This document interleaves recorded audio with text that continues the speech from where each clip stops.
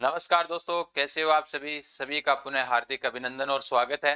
जैसा कि वादा किया हुआ था कि रोजाना 5 मिनट के अंदर आपको महत्वपूर्ण जानकारी दी जाएगी। आज नवीनतम पेनोरमे और नवीनतम मूर्तियों के बारे में अपने पढ़ेंगे और वैसे भी सारे पेनोरमे कंप्लीट करवा दूंगा आज। तो सबसे पहले क्लास को लाइक और चैनल को सब्सक्राइब जरूर कर दे ताकि आप नए वीडियो का नोटिफिकेशन आते ही आपके पास सबसे पहले सूचना पहुंच जाए।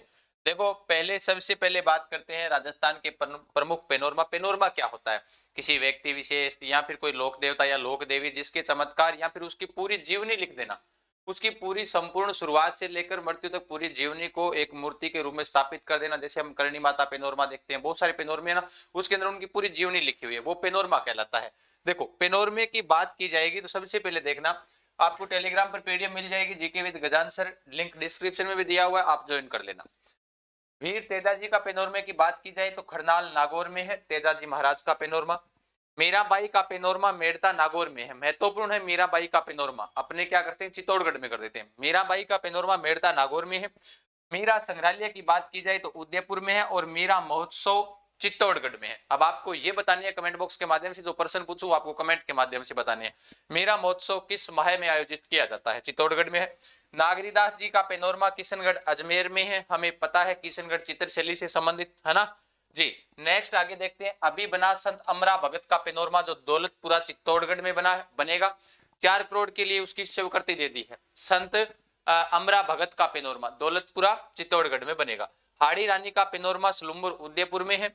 संत रेदास का पेनोरमा चित्तौड़गढ़ में है।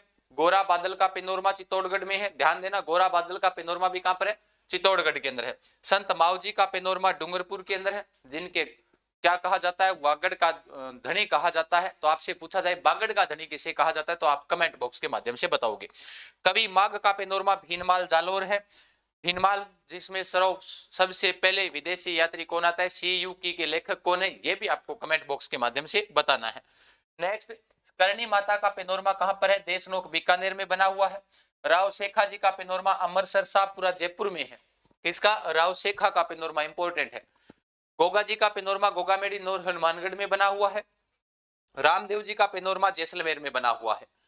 बाबू जी का पेनोरमा कोल्लूमंड जोधपुर में बना हुआ है।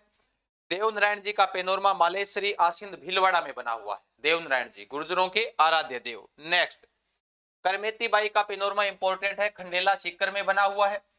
महाराणा सांगा का पेनोरमा महत्वपूर्ण है, अपने क्या सोचेंगे महाराणा सांगा का पेनोरमा कहां पर हो सकता है? चित्तौड़गढ़ में नहीं, खानवा भरतपुर में बना हुआ है, ध्यान देना, ठीक है।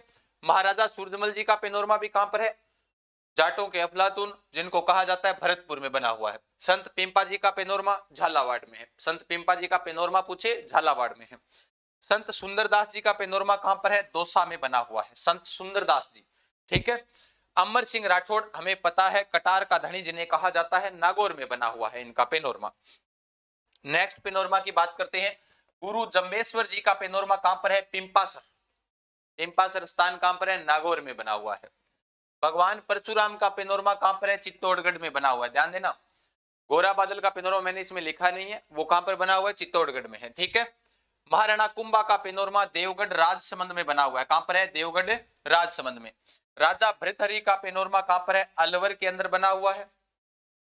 हसन खां मेवाती का पेनोरमा भी कहां पर है? अलवर में, ध्यान देना। हसन खां मेवाती का पेनोरमा कहां पर है? अलवर के अंदर है। हसन खां मेवाती किसकी सेना में थे, वो आपको कमेंट बॉक्स के माध्यम से बताना है। नेक्स्ट, कालीबाई का पेनोरमा की बात करें तो मांडवा डूंगरपुर में भील बालिका कालीबाई। अब इनके ऊपर जो योजनाएं हैं वो अपनी नेक्स्ट क्लास में पढ़ेंगे। जैसे इंदिरा गांधी के नाम से कौन सी योजनाएं चल रही है, राजीव गांधी के नाम से कौन सी योजनाएं चल रही है, वो अपने नेक्स्ट क्लास में 5 मिनट में पढ़ेंगे। बप्पा रावल का पेनोरमा मवाटा उदयपुर में बना हुआ है। बप्पा रावल का देखना, ये स्थान बड़े इंपॉर्टेंट है।